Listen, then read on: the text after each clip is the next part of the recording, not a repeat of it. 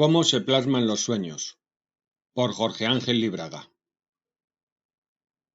Para aquellos que me leen por primera vez, os digo que mis artículos son reflexiones, son contactos, son algunos pensamientos. Quiero que sepáis también que usamos esta forma de dirigirnos porque creemos que toda persona es ingénitamente filosófica, o sea, todos somos filósofos. Que no hay una universidad que pueda hacer filósofos, porque podrá reconocer mediante un título una serie de conocimientos técnicos, pero no hay universidades que hagan filósofos, como no las hay que hagan poetas o músicos. El hombre lleva dentro de sí esa inquietud. El hombre es filósofos, o sea, el enamorado de la sabiduría, el enamorado de la profundidad de las cosas. Ese filósofos está en todos nosotros. Simplemente es cuestión, como diría Sócrates, de reencontrarse.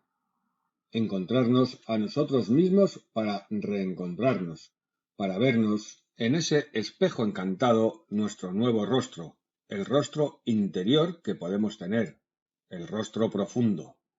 Y de este rostro profundo podemos partir para el tema de hoy de cómo se plasman los sueños. No voy a hablar de los sueños en el sentido físico, o sea, de estar dormido o de estar despierto, sino de sueños como ilusiones, como arquetipos, es decir, como todo aquello que está detrás de las cosas físicas. Yo no desconozco que existe una ley de la gravedad que hace correr el agua de la montaña al mar, pero esa ley de la gravedad es un ente mecánico, detrás del cual tiene que haber un ser. Y ese ser, como diría Calderón de la Barca, es el sueño que sueña el río. El río es río, y corre porque sueña que corre. Los pájaros de alguna manera sueñan que son pájaros, y de alguna manera nosotros hemos soñado lo que somos. Todos nosotros tenemos dentro una serie de sueños, unos artísticos, los otros familiares, económicos, sociales, políticos. Todo el mundo tiene sueños. A veces creemos que porque una persona sea pobre o porque vaya vestida de una manera u otra, esa persona no tiene posibilidad de soñar. Todos nosotros, de una manera u otra, tenemos la posibilidad de soñar. Todos nosotros estamos en contacto con ese ente interior donde viven los arquetipos, donde están los sueños. Todos nosotros sentimos a veces en nuestra humildad, en nuestro recogimiento, sentimos pasar las grandes centellas de los sueños.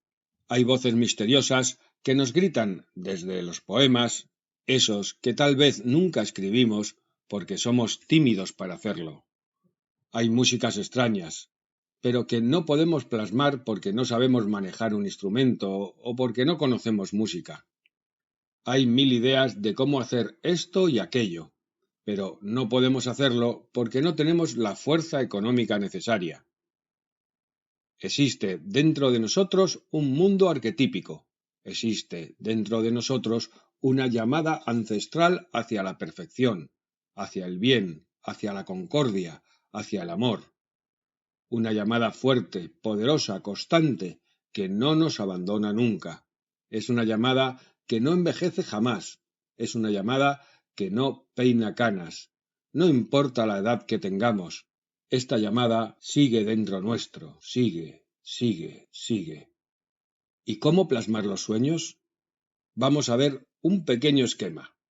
Hemos hablado varias veces de que en la naturaleza podemos dividir 7 planos. Así como hay 7 días de la semana, 7 notas musicales básicas, 7 colores fundamentales, etc., existe un septenario que rige el mundo manifiesto que conocemos. También la plasmación de los sueños está regida por el número 7. Existe una dimensión que la podemos llamar de la voluntad. En esta dimensión las cosas son químicamente puras. Los que habéis leído a Schopenhauer recordaréis lo que él decía sobre la voluntad, sobre unos impulsos puros, sobre esa suerte de números o cosas que existen más allá de todas las apariencias y que provocan una y otra vez fenómenos similares. A este mundo no le alcanza la muerte, no le alcanza la decadencia, no le alcanza ninguna de las formas de desprestigio que hoy conocemos. Debajo de él estaría el mundo de la intuición, en donde sujeto y objeto se ponen en contacto directo, en donde podemos, de alguna manera, conocer las cosas directamente sin necesidad de intermediarios. Por ejemplo, si vais a Grecia y visitáis el Partenón, diréis que el Partenón es bello, aunque no sepáis de arquitectura ni de arqueología. Sin embargo, cualquiera de los aquí presentes me podría decir si un objeto es bello o si no lo es. Tal vez no estemos todos de acuerdo, tal vez tengamos distintos cánones de ver la belleza, pero todos podemos decir si algo es bello cuando es bello. No hace falta que nos lo expliquen, si está hecho con este u otro material. Hay algo dentro de nosotros, algo inexorable, que nos hace decir que algo es bello o no. Existe un tercer plano, el plano del intelecto. Según los filósofos griegos, es aquel que nos permite entender las cosas en su profundidad, captar las cosas a fondo, llegar a la médula de las mismas.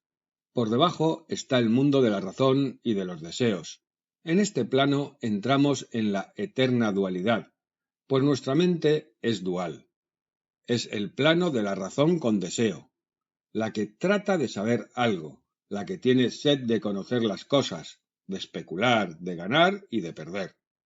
Por debajo está el mundo psíquico, donde empiezan nuestros sueños, nuestras imaginaciones, nuestras fantasías, ese mundo psíquico que hace que cambie completamente nuestro ser ante los demás. Hay personas que no son hermosas físicamente y sin embargo tienen un encanto especial que hace que nos sintamos atraídos hacia ellas. Tienen un algo que despierta nuestro interés. En cambio, hay personas con un aspecto físico muy bueno, bien vestidas, de agradable apariencia, pero que nos caen inexplicablemente mal. No nos son simpáticas. Y uno se pregunta frecuentemente por qué alguien bueno y honrado nos cae mal. Estamos ante el mundo psíquico, que se relaciona de alguna manera con el mundo intuitivo. Es el mundo de la psique que corona un mundo inferior. Es el mundo de la vitalidad. Todas las cosas tienen vitalidad, todas las cosas tienen un hálito de vida, y ese hálito las mantiene manifestadas. Así, por debajo del plano de la vitalidad estaría el plano de la manifestación. ¿Cómo se manifiestan los sueños? Hay un mundo arquetípico, por ejemplo, si yo os pregunto, ¿cuánto hacen 2 más 2? Hacen 4, perfecto. Pero, ¿cuánto qué? No hace falta aclarar. Existe, pues, un mundo superior, abstracto, que está más allá de los atributos de color, de forma, de tamaño, y en este mundo existen los arquetipos de los sueños, que se van a ir plasmando hasta su manifestación. Pero los sueños, según los filósofos clásicos, no son producto de los hombres, sino que serían previos a los hombres. Estos sueños, estos arquetipos, habrían existido desde el comienzo de todas las cosas. Todo existe en la naturaleza más allá de lo que el hombre pueda descubrir o no. Existe un esquema previo natural que está más allá de lo que nosotros podamos captar. Hoy decimos que hay 7 notas musicales. Hemos separado nuestra semana en 7 días de acuerdo a los planetas, etc. Pero ya estaba plasmado de alguna manera. Ya estaba imbricado dentro de la concepción misma del cosmos. Estos sueños viven y existen cual fantasmagóricos amigos, extraños seres que nunca nos abandonan. Viven en su mundo de arquetipo. Grandes trasgos, caballeros, damas, luces de colores, cosas extrañas, voces desconocidas, cuadros que nunca vimos, palabras que nunca habíamos escuchado, palabras que nunca aprendimos. Existen, están en esa especie de caja de Pandora de donde nunca escapó la esperanza, los sueños que se van a ir plasmando poco a poco. ¿De qué manera se plasman? Se plasman realizándolos paso a paso. Veamos, ¿qué es lo primero que hacéis para construir una casa? Por ejemplo, primero la queréis, o sea, tenéis un acto de volición. Luego pensáis que os gustaría que tuviera una ventana con 4 barrotes, y con 2 macetas, y un pino y un perro, etc. Eso lo sentís, lo intuís de alguna manera en vuestro arquetipo. Ya está vuestro sueño descendiendo, está encarnando. Pero ahora vais a empezar a inteligir el sueño. ¿De qué manera concebís esa casa? ¿En forma de torre, cuadrada, alta, baja, grande? Así empezáis a inteligir vuestra casa. Luego viene la otra parte. ¿Qué vale el metro cuadrado? Y el cemento, y el ladrillo, etcétera, etcétera. Ahí está el mundo de la razón, el mundo de los deseos. Cuando lográis razonar aquello que más o menos os es posible hacer, entonces psíquicamente lo empezáis a desear. Ha entrado en el mundo psíquico, al cual le estáis prestando con la repetición, con la atención, una vitalidad que va aumentando. Eso es vida. Habéis dado vida a vuestros sueños.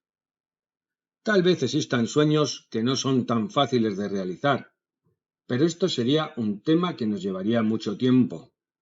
A veces hay intereses creados, hay elementos que limitan nuestros sueños. Los sueños de los demás a veces limitan nuestros propios sueños.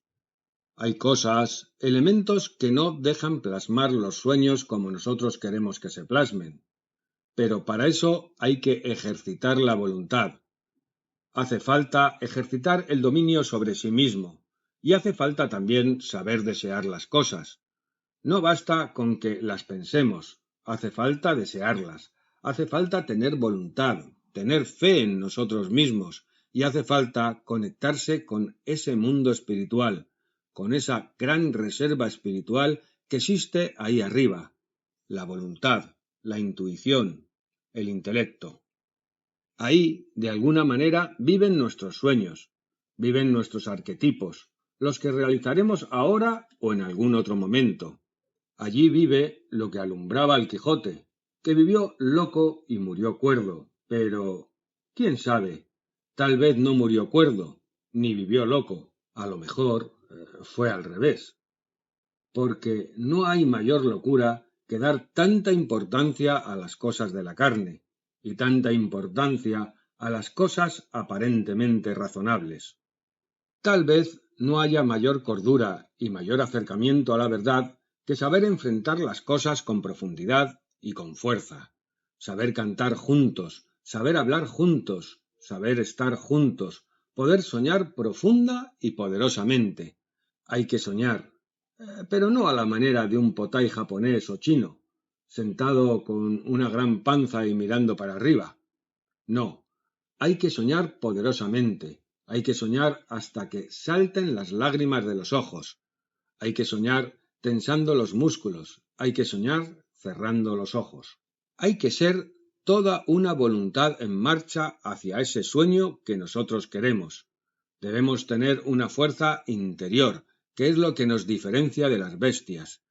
Eso es lo que nos diferencia, esa fuerza interior, esa fuerza de soñar, de crear.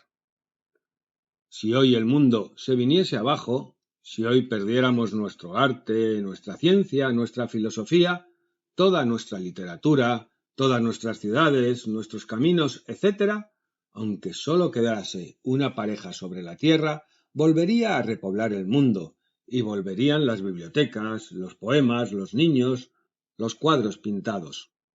Volvería a haber Partenones y volvería a haber pirámides, porque el hombre lleva dentro de sí los arquetipos de la totalidad de la humanidad. Cada uno de nosotros refleja, en cierto modo, a todos los hombres que existen sobre la tierra. Cada uno de nosotros tiene dentro de sí todos los sueños de los hombres que vivieron sobre la tierra y también de los hombres que van a venir. Cada uno de nosotros tiene un potencial insospechado, mas hace falta tener tenacidad. No es fácil plasmar los sueños, es muy difícil. Tenemos que poder hacer el esfuerzo de plasmar los sueños año a año, mes a mes, día a día, hora a hora, minuto a minuto. Y si no tenemos sueños, pues sigamos el sueño de otro, pero no nos quedemos sin sueños. Tampoco tenemos estrellas en las manos, y sin embargo, hemos aprendido a dirigir nuestra mirada hacia las estrellas que están en el cielo. Tampoco tenemos manantiales de agua en nuestro pecho, y sin embargo, hemos aprendido a beber de los manantiales de las montañas. Así también, si no tenemos un sueño propio, intentemos seguir alguno grande que nos verticalice, que nos haga ser humanos no solo por fuera, sino también por dentro. Pero si realmente somos hombres, como lo quiere la filosofía y como lo quiere la naturaleza que está dentro de cada hombre, entonces nos erguimos en nuestros pies y en nuestra humildad ante Dios. Podemos decir, yo soy un hombre, yo tengo sueños, no soy una máquina, estoy mucho más allá. Puedo hacer, puedo mejorarme a mí mismo, puedo soñar algo que esté por encima de mí mismo.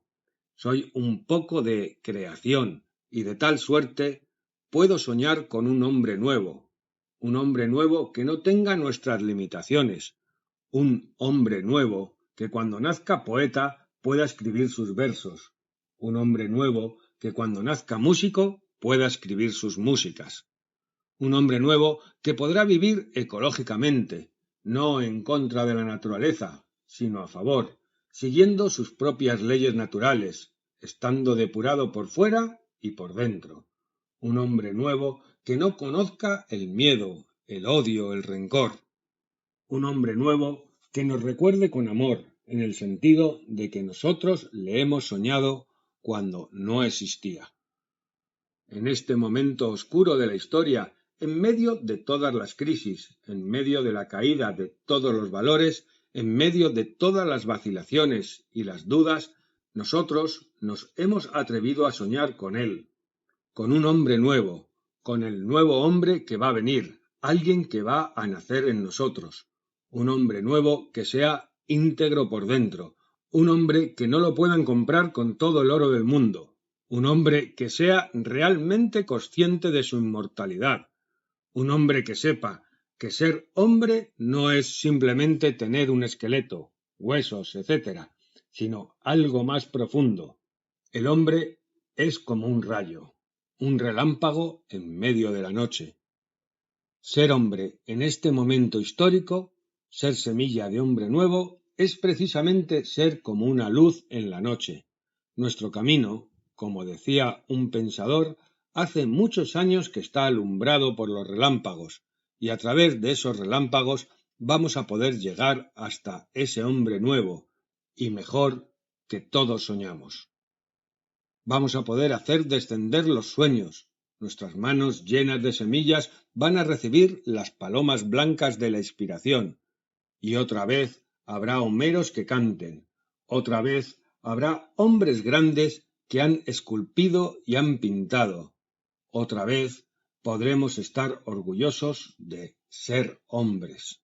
Esa es la plasmación de los sueños, de los pequeños sueños como el de la casa y de los grandes sueños como el de plasmar un hombre nuevo. Es la mecánica filosófica que hace que los sueños puedan encarnarse, plasmarse. Cada uno de nosotros somos un sueño. De alguna manera vosotros me habéis soñado y yo os he soñado a vosotros, porque nos hemos soñado mutuamente, nos hemos encontrado. En este mundo de sueños e ilusiones, sepamos en realidad lo que somos. ¿Una luz que pasa en el horizonte? Somos hombres, somos filósofos, somos la semilla del hombre nuevo, somos esa fuerza ineludible que puede hacer aquello que soñaba Cervantes en su Quijote, convertir a los gigantes en molinos de viento, y no los molinos de viento en gigantes. Recordad cuando el Quijote va a arremeter contra los molinos, creyendo que son gigantes, y le dice Sancho, «Cuidado, que son molinos». El Quijote le contesta, «Esos son ogros, son nuestros enemigos». Los arremete y cae en la tierra. Entonces Sancho le dice, «¿No le dije, señor, que eran molinos?». Y responde el Quijote, Y no te dije yo, Sancho, que hay cosas que solamente las enseña la caballería, que gigantes hay que al arremeterlos se convierten en molinos de viento. Eso lo debemos aprender, eso lo debemos sentir, eso lo debemos tener en nuestro corazón y en nuestra cabeza. En cada carta que escribamos, en cada momento en que estemos en contacto con otro ser humano, y aun cuando estemos a solas. Recordar siempre que tenemos la dignidad de ser seres humanos, que detrás de nosotros hay miles y miles de años de historia, y que por delante hay miles y miles de años de futuro. Que somos un eslabón de una gran cadena y que tenemos la responsabilidad histórica de llevar las nuevas semillas hacia el mundo nuevo y de abrir los surcos de la tierra nueva. Tengamos la fuerza suficiente para levantarnos cada mañana renovados, y seamos lo que seamos, hagamos lo que hagamos, tratemos de hacerlo bien, tratemos de hacerlo de manera filosófica. Tratemos siempre de estar conectados con este mundo de sueños, con este mundo que, después de la muerte, nos espera para recibirnos maravillosamente, envueltos en la paz del deber cumplido. Artículo basado en conferencia dictada el 14 de julio de 1979 en la sede de Nova Acrópolis, Gran Vía 22, Madrid, España.